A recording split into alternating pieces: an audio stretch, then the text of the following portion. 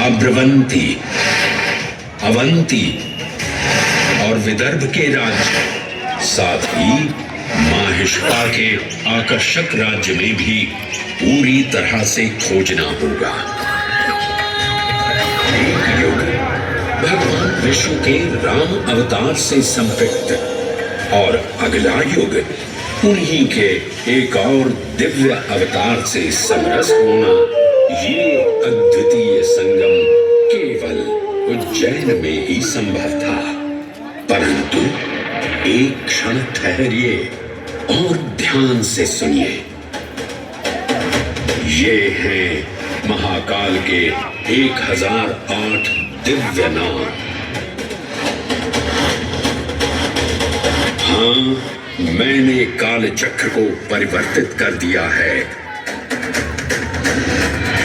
और अब द्वापर युग का शुभारंभ हो चुका है। विस्मय पूर्ण हो जाएंगे ये जानकर कि महाकाल के इन नामों को स्वयं भगवान श्री कृष्ण ने रचकर पिरोया था। महाकाल सहस्रनामावली की ये अद्भुत रचना उस समय की है जब योगेश्वर कृष्ण, उनके मित्र सुदामा और शेषावतार बलराम ने अवंती नगरी में स्थित सांदीपनी ऋषि के आश्रम में वेदांत दर्शन और शस्त्र विद्या की शिक्षा ग्रहण की थी। कहते हैं कि भगवान श्री कृष्ण को अवंती ने ऐसा मंत्र मुग्ध कर दिया कि यहाँ 64 दिनों तक रुककर उन्होंने 64 विद्याएं और 14 कलाओं का ज्ञान लिया। उज्जैन का संबंध महाभारत से भी जुड़ा हुआ है। इस महान महाकाव्य के वन पर्व में उल्लेख किया गया है कि महाकालेश्वर मंदिर में स्थित कोटि तीर्थ जल का स्पर्श मात्र करने से अश्वमेध यज्ञ के समान फल प्राप्त होता था। और फिर परिवर्तन की इस अनवरत धारा ने एक नई कहानी लिखी। उज्जैन में उदय हुआ मौर्य वंश का। सम्राट बिंदुसार ने अपने पुत्र अशोक को उज्जैन का राज्यपाल बनाया और समय के साथ अशोक के शासनकाल में धर्म का विस्तार हुआ।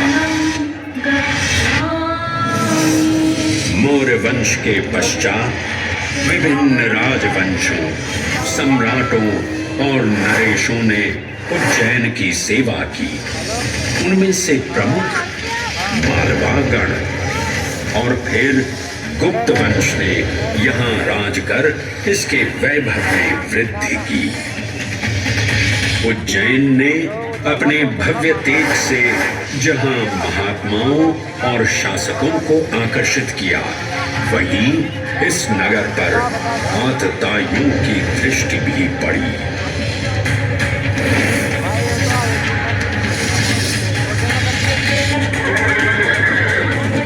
शक मध्य एशिया की खानाबदोश जनजाति थी, जिन्होंने उत्तर पश्चिमी और मध्य भारत के कुछ हिस्सों पर आक्रमण कर अपना शासन स्थापित किया। ईसा पूर्व प्रथम शताब्दी में जब भारत शकों के अत्याचार से त्रस्त था, तब उन शकों ने उज्जैन पर भी कब्जा कर लिया और फिर उज्जैन में उदय हुआ एक तेजस्वी योद्धा, महाराज विक्रमादित्य का। एक तरफ शकों का बल तो दूसरी तरफ विक्रमादित्य का अद्वितीय पराक्रम। विक्रमादित्य की तलवार महादेव के तीसरे नेत्र सी चमकी। प्रचंड युद्ध हुआ। महाकाल की कृपा से शूरवीरों ने शकों को परास्त किया और उज्जैन में गणतांत्रिक शासन स्थापित किया।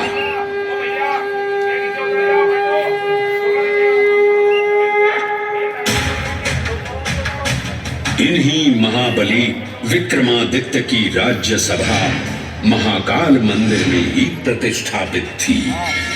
आज भी इस मंदिर की घंटियों में विक्रमादित्य की वीरता और शौर्य की प्रतिध्वनि गुंजायमान होती है। राजा विक्रमादित्य और शकों के मध्य हुए युद्ध ने उज्जैन को कालचक्र से अभिन्न रूप से जोड़ दिया, क्योंकि जिस दिन उनको विजय प्राप्त हुई उस गौरवशाली उपलब्धि के सम्मान में एक नवीन पंचांग का शुभारंभ किया गया, विक्रम संवत पंचांग। आज भी कई हिंदू पर्व और धार्मिक अनुष्ठान विक्रम संवत पर आधारित हैं।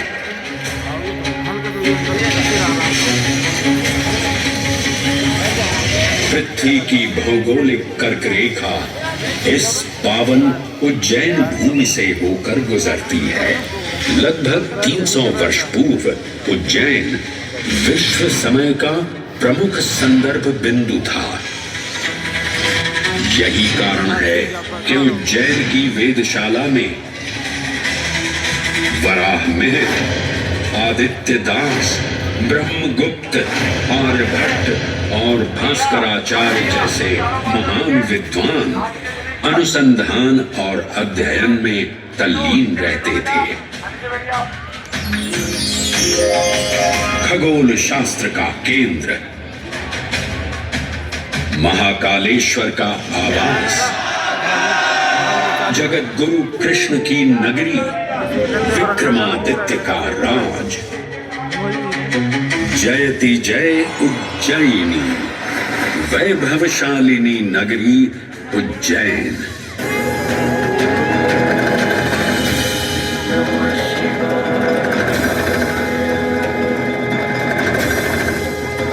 श्वासों को शिव मंत्र से अलंकृत कर, मन को भाव की गंगा से निर्मल कर, जो भी उज्जैन में महादेव की शरण लेता है उसका कल्याण होना निश्चित है।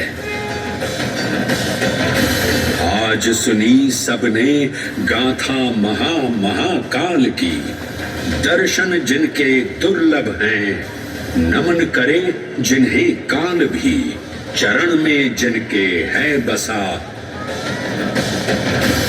ये समस्त संसार कभी नहीं देखा होगा धरती पर ऐसा चमत्कार।